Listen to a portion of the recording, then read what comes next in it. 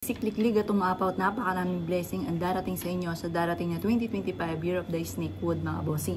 Kung kayo po ay lagi na lamang pong walang pera, mainam na subukan niyo po ito. Bukod sa inyong pagiging masipag, matyaga, madiskarte, matalino at handang gawin ang lahat para makamit ang mga pinapangarap, subukan nyo rin po ito, mga bossing ko, at ito ay makakatulong po sa inyo upang sa ganon kayo po, mga bossing ko, ay dalhin ko saan lagi kayo isuswertein, lalo na tungkol sa usapin ng pampinahisyal.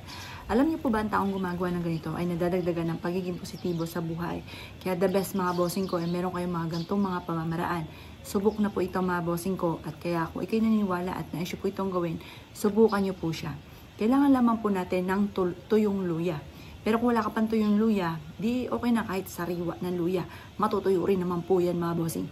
Pero sabi nga po nila, ang luya ay malaking pagkakaiba sa bawang. Kasi yung bawang, kapag natuyo na po ito, itatapon na po natin yan. Marami na siyang mga nahigop na negative energy.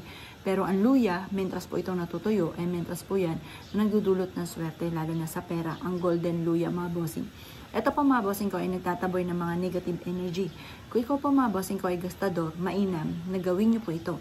Dahil ito ay tutulungan ka para makontrol ang inyong pagiging gastador. At yan po, magiging ganyan ka na sa pera.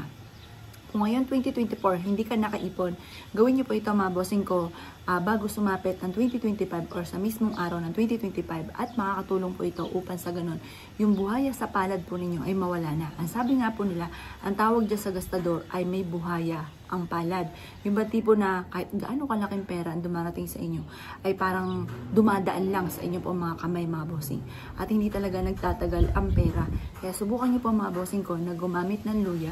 At yan po, mga bossing ko, ay patatagalin ang pera sa wallet po ninyo.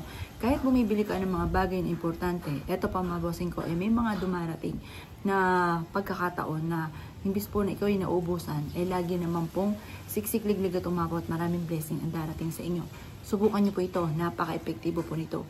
Ngayon pa, mga bossing ko, kung ngayon 2024, hindi mo pa ito nagagawa, gawin niyo na po ito bago sumapit or sa mismong araw ng 2025. At makakatulong po ito upang sa ganon, ikaw po ay mas makamagnet ng swerte.